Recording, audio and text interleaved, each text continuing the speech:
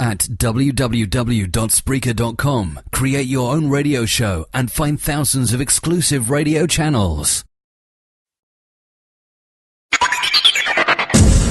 It's showtime, and you're listening to Florida Real Estate Radio, where you'll hear about what's relevant and where to find opportunities and solutions in Florida real estate. Right now, live in studio, here's your host, Brian Heckman. Well, thanks so much for tuning in today. You are actually in for a real big treat here. We got Yvette Ramos on our schedule to come in here and do the show with us. And Yvette is a real estate agent with Future Home Realty. Does an awesome business. Has a really cool niche geographically, but has just a lot of experience and knowledge in the market in general in the Tampa Bay region. So really pumped about having Yvette in here to talk with you. Yvette, welcome to the show. Hey, Brian. Thanks for having me. So glad that we were able to track you down and get our calendars worked out here. So why don't we do this? Why don't we start by just briefly sharing when and how you got into real estate, why, all that good stuff.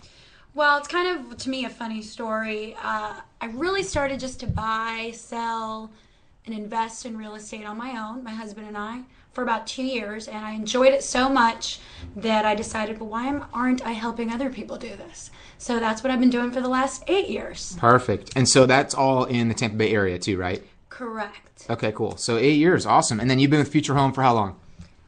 Almost 2 years. Good stuff. All right, cool. So let's do this. Reason we brought you in. You have some interesting perspective and some, I think, really valuable and timely data as far as what's going on in the marketplace. So everyone knows inventory's so low. It's a big time like seller's market. Everyone's saying all that stuff. So talk to people that are looking at possibly buying or possibly selling, or maybe tried to do this 6 months ago and didn't end up closing on a transaction. What's going on with the low inventory, the prices, the increase in price that we've seen, and then just time of year that we're in right now? Sure. I mean, it's a really positive, there's a lot of positive energy right now in the real estate market. If you tried to buy 6 months ago and maybe it didn't work out for you for whatever reason, the busy time is coming up. And what that means is right now in February, online activity increases because everyone's online trying to see what's going on, should I be buying? They're getting ready to purchase something or sell. So a lot of sellers will be listing their properties for sale. So inventory hopefully will be going up a little bit here so that those of us who couldn't purchase 6 months prior will be able to.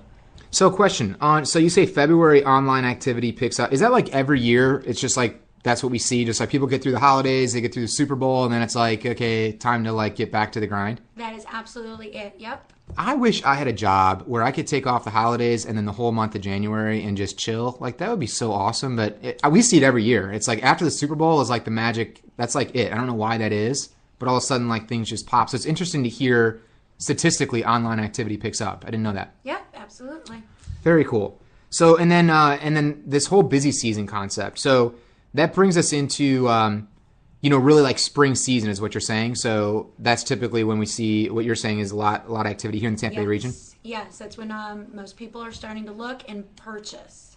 Got it. So you mentioned somebody that maybe it didn't work out for them or whatnot. So somebody went through that process, either a buyer or a seller, either way. And what would the advice be right now? Like, okay, so, I didn't think about that. We're heading into the busy season. Well, it didn't really work out for me last time. What might be different now? Well, obviously, the first thing you'd want to do is reevaluate your pre-approval. And, of course, they'd be calling you, Brian, to get that taken care of. Make sure that everything's still the same as it was 6 months ago, if anything has changed to their benefit. Second, I would say what's going to change is there's going to be more inventory. Got it. So instead of 6 months ago when you had your top one house and you were fighting with everyone else to get it, you were going over list, perhaps now, that's not going to be the case because there's going to be more homes to go around. Gotcha. Do you have any idea, like percentage-wise at all, just a ballpark? Like, what would you say increases this time of year? Like, gets to be busy season. I know we come in the holidays and no one does anything in November and December as far as like new listings and whatnot, but I say nobody in general. Right. Do you have any idea, like, is that like a typically like a 20% increase, a 50% increase? Is there any like data out there? Just ballpark? 20%, 50%, you mean in like typically like just activity, whether it's buyers or sellers, just, hey, the market picks up 20% from January to March. Yeah, I would like say that. ballpark 20 to 30%. Gotcha. So it's a pretty big difference. Yeah.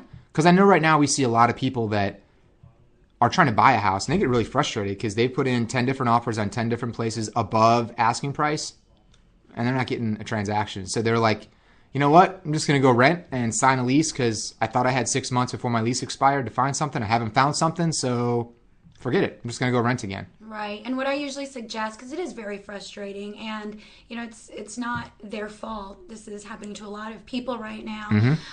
But I usually suggest, as you're out there looking, don't just pick that one. Pick your top 3 houses. That way, if it doesn't work out for any reason with the first, you're not kind of stuck, you know, between stuck with that one. You've got 2 other ones that you can get right on moving once you see it's not working out with the first one. Awesome Because your goal, point. is to purchase, especially right now. I think that's the biggest thing. We joke, right? And we always tell people, you're not buying an iPhone at the Apple Store. This isn't something where you can just grab it. You know what the iPhone 5 looks like, feels like, does. And then if you don't like it, go exchange it out or return it in 30 days.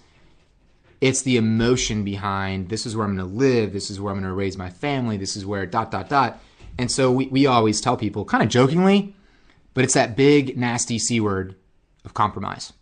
Nobody wants to talk, they don't want to talk about that, they don't want to hear that, but everybody thinks we can time the market to get the absolute rock bottom interest rate, and if I don't get 3.25 with no points on a 30-year fix, I'm out. And that's not going to happen right now with where rates are. And, you know, a couple weeks ago, things kind of increased on us. Not going to happen. Or they want the perfect floor plan in the perfect neighborhood, in the perfect location, on that lot with the cul-de-sac, and then they don't find it, and they're just not willing to compromise, and they sit on the sidelines. And so now, like, I don't know what would it cost to wait a year, but it seems like prices are really going up because you guys, people are just offering over asking price. And now all of a sudden they didn't compromise, and now they might be looking at 4% rates and paying $10,000 or $15,000 or $20,000 more on a house a year later. Yep, that's absolutely true. And I see it happening every day. So what you're saying is go in and just mentally and like psychologically look at it from a, hey, these are 3 houses I really love, as opposed to I've got to have this house. Absolutely. Have you seen people in the last, say, 60, 90 days that went in there with the mentality of one house and just absolutely had no chance of getting it? I mean, does that happen a lot, or is it more like you're really trying to coach your folks into the 3? It does happen. I mean, and you know that kind of when you sit down and you look at all of the criteria that they're looking for, and I said, what do you have to have? Got it. 3. I have to have 3 bedrooms. I have to have a 2-car garage. And then what would you like to have? And then we kind of break it down from there. And that is awesome. Yeah, once you get out there looking, you'll see what you can realistically get and what, okay. And people will usually realize that and start to compromise. But it doesn't really feel like a compromise because, again, your goal is to purchase a home. Right. You want to stop renting and get your family into that house. So what's awesome about what you share there is the psychology. I'm like big into the psychology stuff because that's what we do. Ultimately, we're salespeople. You're on the real estate side, I'm on the mortgage side, and ultimately, we all are happy when the transactions close, and our clients, that's when they're happiest.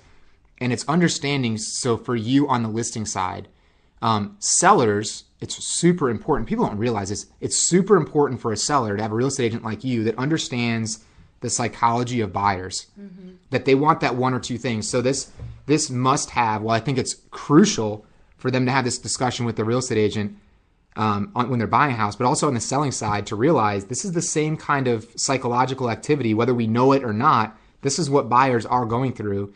Is when my wife and I moved here, we had to have a fireplace. Wood burning, we had one when we lived in a different market. And then we realized, you know what, there's not in the area we're looking to buy. We're not buying a house built in the 50s. And then it turned into like, well, we'd really like that. And we don't have a fire. Actually, we have a fireplace. It's an electric one. I get made fun of so much. My wife bought it for me for a birthday present. And I get made fun of a lot. We use it all the time now. I think that's great. No, it's actually better. I have a real fireplace that I never use. I'm jealous. That's right. You never use it. I'd love to have that electric one, though. See, that's right. That's right. It's funny. There's a little space heater on it. We bought a little CD to put in the back of it so that we hear the crack. It's Never mind. That's pretty cool. Don't make fun of me. I see you laughing. That's a great idea for a not good. closing gift for someone that really wants a fireplace. See, there you go. So here's what's cool about it is this compromise. There you go. Like I practice what I preach, right? But it's that compromise of you might not have to have it because I did get the house in an amazing location. Mm-hmm. My wife absolutely loves where we are with the schools and all that kind of stuff. I just don't get my fireplace this time around, you know? Right. So really cool thing, and I just think that's really crucial for sellers to understand and for you to communicate to them, which I know you do, of like, hey, keep in mind, we got to point out this fireplace because you got a fireplace here that isn't in the rest of the houses. So like that's a big thing and a big feature, super important for sellers. Yeah, I always ask the sellers, let's put ourselves in the buyer's shoes just for a couple of minutes here and then kind of go through scenarios. And I think it really helps them understand, we have to look at what the buyer sees and what the buyer wants. Very, very cool. So what do you think, how long does this busy season last? What is it typically? It'll last a couple months and then into the summer, and then you'll see it supposedly taper off. Right. August, September. I usually have a very busy end of year as well. But I know for everybody else, that's when they see it kind of taper off. So what is the best advice you could give somebody that's looking at, they're sitting there thinking, you know what, that kind of makes some sense. What would be like a first step as far as, hey, you know what, I may want to sell. That makes sense. Hey, maybe I'll give the buying thing a whirl, or maybe this is the time to do it. What would you say is the best first step for somebody? I think the first best step is sitting down with a real estate professional and having a consultation, whether it's over the phone or one-on-one in person, telling them what your wants, your needs are at this moment so that they can kind of advise you and guide you in the right direction. Great. So if somebody wanted to talk with you about that, how would they get a hold of you, email, cell phone, whatnot? Yep, very easy. You could reach me on my cell phone. And go ahead. 813-784-7266. Also email, it's Yvette, YVETTE,